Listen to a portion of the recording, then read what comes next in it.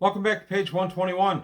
Today we're going back to April 1983 and issue 72 of Dragon Magazine. This is the one that has the Cavalier subclass. This is where the Cavaliers started in 1983. So Dragon 72, beautiful cover. We're going to take a look through the contents and see what you got for your $3 way back when. Also, just a quick reminder for subscribers, please do, and take a look at the Patreon. If you can help out there, that'd be great. I'm trying to keep the channel going and growing, and I can only do that with you. So thank you for your help. Back to this, Dragon Magazine, number 72, from April 1983, today on page 121. Dragon Magazine, number 72.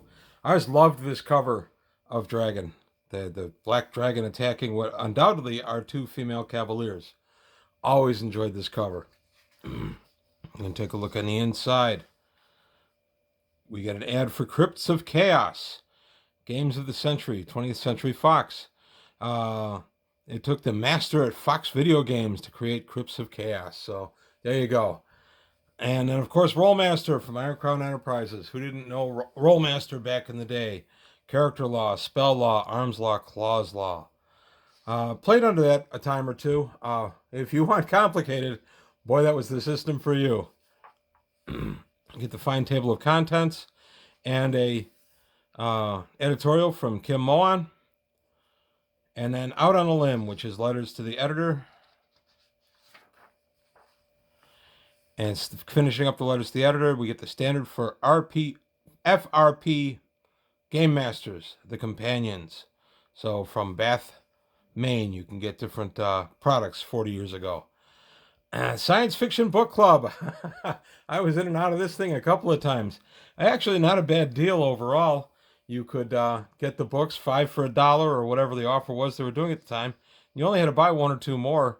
By the time you were done with the subscription, it paid for itself. It was a pretty good deal. Got my copy of I Am Legend in hardcover through this. My copy of Dune through it too. From the Sorcerer's Scroll by Gary Gygax, the Chivalrous Cavalier. Ooh, this was an interesting character class for us. We actually had Cavaliers in our games very quickly. My wife rolled one up very quickly after this article came out. She read through it, said, yeah, that's for me. And she still plays that Cavalier in our campaign to this day. So 40 years ago, and it was in April of 83 that she rolled it up. It was right when this issue came out. So I'll have to remind her that character just turned 40. Continuing on, I took a look at the Cavalier not too long, about a week ago, as of posting this video on the channel. So I'm not really going to spend a lot of time on it here. An interesting class that had some pretty good stuff to it. I don't know, just it had a few problems, quite a few problems coming out of this. It got better in Unearthed Arcana, but still had issues.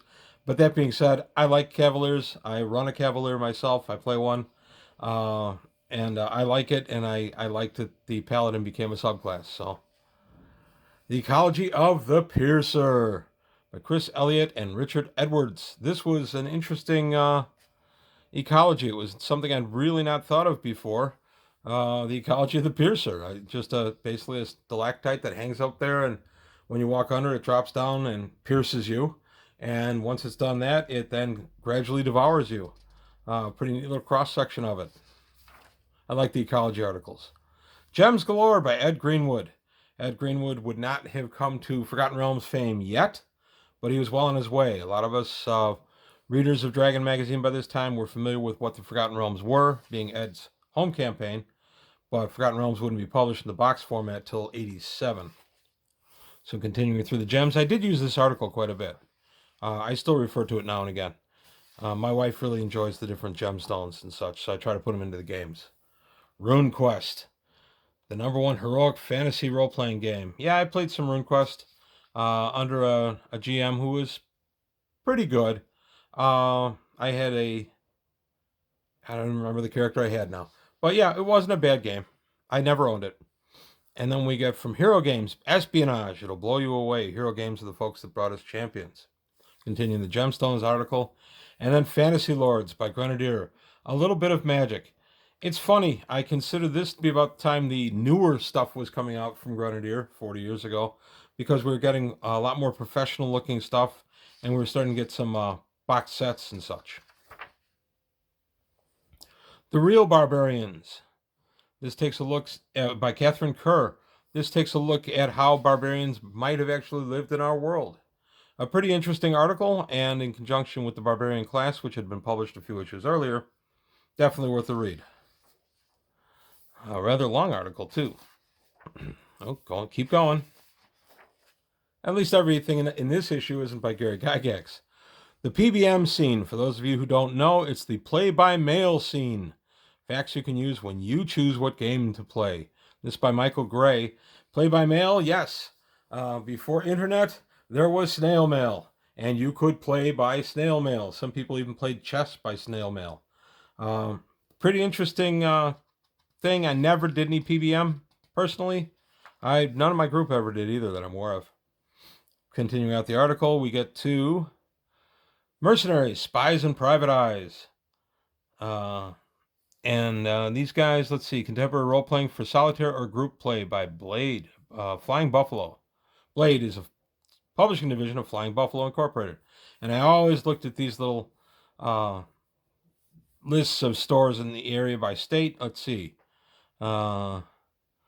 Byers Hobby Shop in Woodstock was never there. Friends Hobby Shop in Waukegan, never there. Games Plus is still there.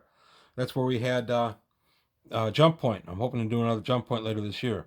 Hobby Chest in Skokie, I'm not sure if they're still around or not, but I was there a couple of times. And Pegasus Hobbies in Round Lake, I was not ever at. And that's it for that. We created the play-by-mail industry. And this is Flying Buffalo, Star Web, Battle Plan, Heroic Fantasy, Galactic Conflict, Star-Lord, no connection with the Marvel character of the same name, Board of Directors, and Nuclear Destruction. And then we continue on with Earthwood, which is another play-by-mail. Earthwood, Kings and Superheroes in a World of Conquest and Sorcery. It is strategic play-by-mail. And I'd rather be slaying dragons, wouldn't you? You can get a bumper sticker to tell people that. From Oakville, Connecticut. Okay. A fine ad for Space Opera. Space Opera is an interesting game. I am going to look at that. That might be part of Hobby Shop 1983, coming in June. And Simply Amazing Science Fiction. This when TSR was trying to become a major publisher. They bought the Amazing Stories and turned it into Amazing Fiction? Amazing Magazine. That's what they turned it into. And then have you missed any of these great issues? Back issues of Amazing and Fantastic magazines. And then back issues of Dragon being available. File 13, a game by Tom Wham. The Game Inventor's Game for 2 to 4 players. I never played this. I read it through, and we were going to play it at one time, but the guy that was most interested in it ended up leaving our group. So I never did. Nice little fold-out game board. That was one nice thing about these old dragons. You got games in them. I'll take the full game board, the counters, everything. Pretty interesting. And then we continue on with the rules.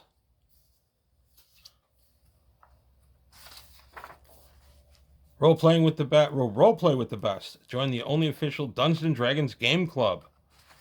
Membership cards, pins, new product releases, and two-way communication. Wow, you could find out what was going on in the hobby before your friends did. One interesting note, this issue is from April of 1983. As I said, April of 83 was a bit of a seismic shift year for us, or month for us. I had not one, not two, but 3 of my main players drop from the group in that month, and 2 of whom I would never have the opportunity to play with again. They, for various life reasons and such, I had 3 players leave our core group, which was about 8 players at the time, so that was a significant hit. Only one of them ever came back. He came back a few years later.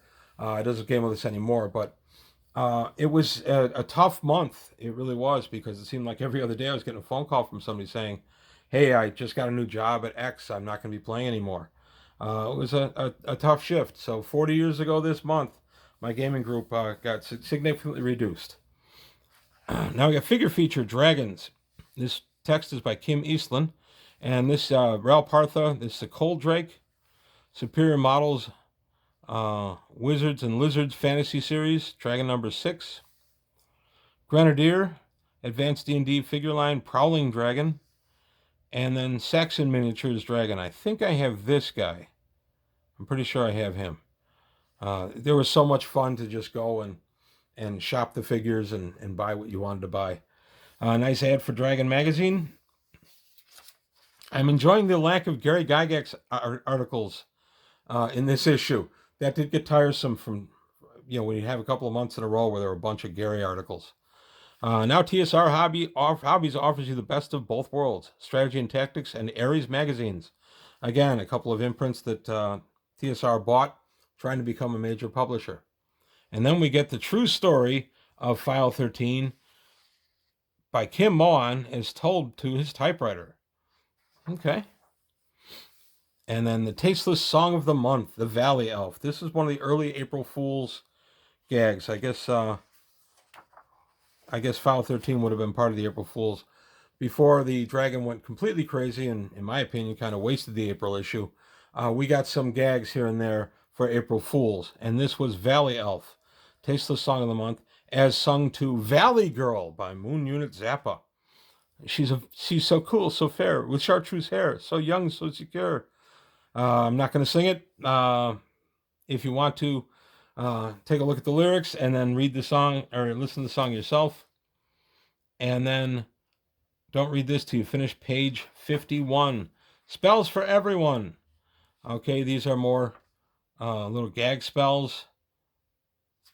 And then we have Da Jock by John Matson, obviously a 98-pound weakling, writing about a character class, Da Jock. I am not a huge April Fool's guy. And now here we have everything we think you need to know about sex in the AD&D world by Roger E. Moore. And then Starfire family of games, Starfire 1, 2, and 3.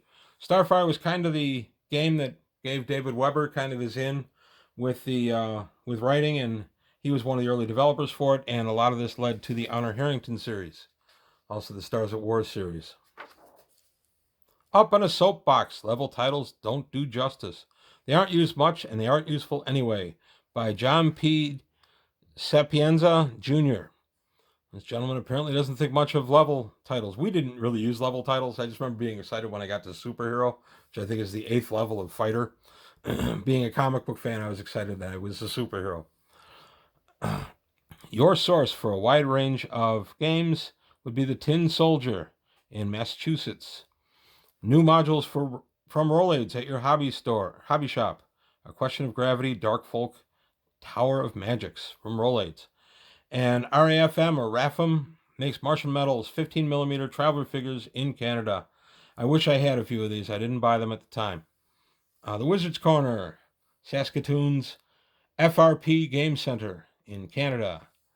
Game Grid Sheets, the original and the largest. These folks were out of Oakland, California. I love the old Dragon ads. I really do. I wonder how many of these are still around. I'm guessing not many. A new name? It's Elementary.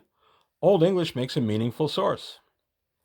Then we get an article for Bushido by Fantasy Games Unlimited, and Aftermath, also FGU, Fantasy Games Unlimited.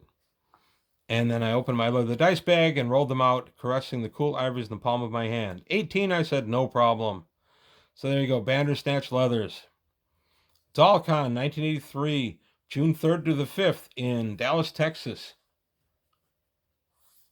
And Judges and Events wanted. Okay. Hobby House, free lead figure. You can get that little guy. I have him. In Search of Kalandor's Gold from Judges Guild. Nice little article, or module there. The Ral Partha Air Force is Airborne. Ral Partha, that's a beautiful sculpt. I always liked that sculpt. I don't remember. I think it was about $25. I don't think I ever got that guy. I know I didn't get that guy, but I think it was around $25. Spy's Advice by Merle Rasmussen and Alan Hammock. Top secret questions and answers for the game. Star Trek, the role-playing game by FASA. Space, the Final Frontier. And then we get Castles by Carol, and this is the Tower of London. This is a neat little article that just took a look at real-life castles and gave us some information about them. Before the internet, these kind of things were useful. I'm not saying it's not useful now. I'm just saying. Here's your convention schedule for 1983. Pavis, Threshold to Danger, the first city designed for RuneQuest by Chaosium. And then we get Dragon Tree Press in Abilene, Texas. A handbook of traps and tricks. Those trick handbooks were very popular. Grimtooths, of course, were the best of that series, the best known anyway. I personally didn't have any Grimtooths. I was in a couple of games where the DM did use them. Towering Above the Rest, Hrungar the Giant by Dragontooth. That's a pretty big guy. Cast your own fantasy figures. 9 tri-cavity molds to make your own. I actually remember looking at a few of these. Their molds were kind of a thing back in the early 80s, and I remember looking to see if there was any way we could do it, and there really wasn't. Dungeon floor modules, the Cabal gaming systems. This is a pretty new concept in 83.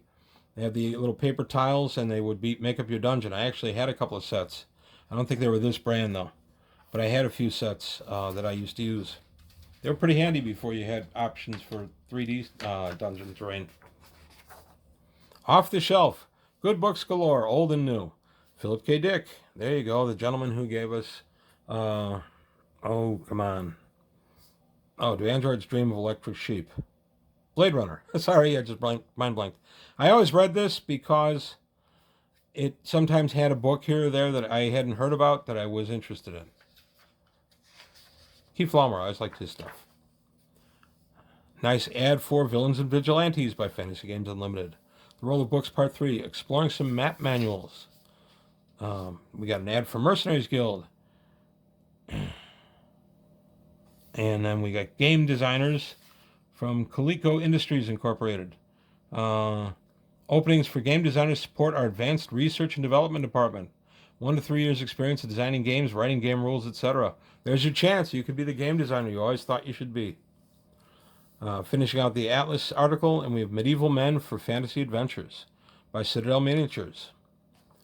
Silver Dam, $5,000 quest tournament. Was this this is a play-by-mail tournament. Enter the richest correspondence gaming. Quest World opens new horizons. A review by Ken Ralston. Quest World is a departure from Chaosium's practice of publishing only Gloriantha stuff. Not familiar with that one. I don't really remember the article. The Traveler Adventure. I like the Traveler Adventure. I'm going to be taking a look at that on my Traveler side not too far from now. I always like Traveler Adventure. Translation design opportunity. If you speak Japanese as your first language, you could work for TSR. You could pick up a real gold piece in the Fantasia Gold Rush. These guys were out of Charlotte, North Carolina. And then we have Game Master Hobbies Incorporated out of San Francisco, California.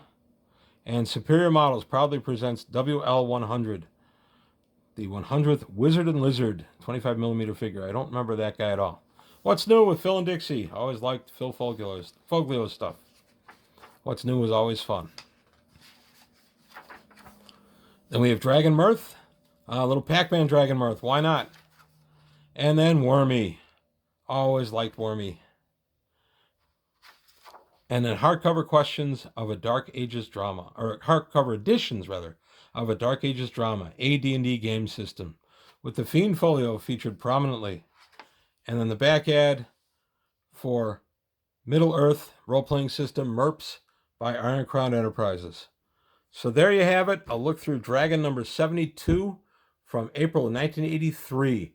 I hope you enjoyed this little look back. I always like doing these. They've proven to be pretty popular on the channel. And as long as you guys keep watching them, I'll keep doing them.